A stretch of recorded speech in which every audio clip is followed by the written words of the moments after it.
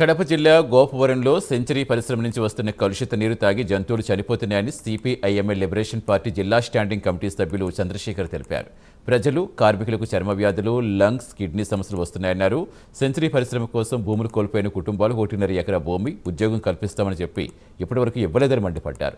వెంటనే అధికారులు స్పందించి సెంచరీ పరిశ్రమ యాజమాన్యంపై యాక్షన్ తీసుకోవాలని డిమాండ్ చేశారు.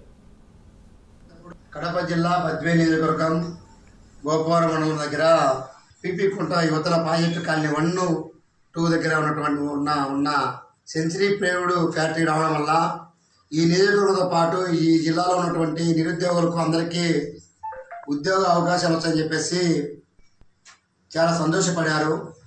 ఆ సందర్భంలో సెంచరీ ఫ్యాక్టరీ పెట్టేటప్పుడు అక్కడ భూములు ఇచ్చేవారు అందరికీ కంపెనీలో ఉద్యోగము, దాంతోపాటు మంచికి 1.5 ఎకరా భూమి ఇస్తామని చెప్పేసి చెప్పారు. ఆ మేరకు ముందు పక్క 1 ఎకరాలోగా ఎకరా భూములకు ఇచ్చారు. కానీ అది ఉద్యోగాలు మాత్రం ఇక్కడ స్థానికులు కాకుండా మొత్తం అంతా బీహార్కి సంబంధించినటువంటి వాళ్ళందరికీ ఉద్యోగాలు ఇవ్వడం జరిగింది. మామూలుగా అయితే ఈ నియోజకవర్గంలో ఫ్యాక్టరీ ఉంది కాబట్టి ఈ నియోజకవర్గం తర్వాత మిగతా నియోజకవర్గంలో ఈ జిల్లాలో 75% అంటే 75% ఉద్యోగాలు ఇవ్వాల్సి ఉంది. ఈరోజు కనీసం 25% కానీ ఈ నియోజకవర్గానికి సంబంధించినటువంటి నిరుద్యోగులు ఆ ఫ్యాక్టరీలో లేరు.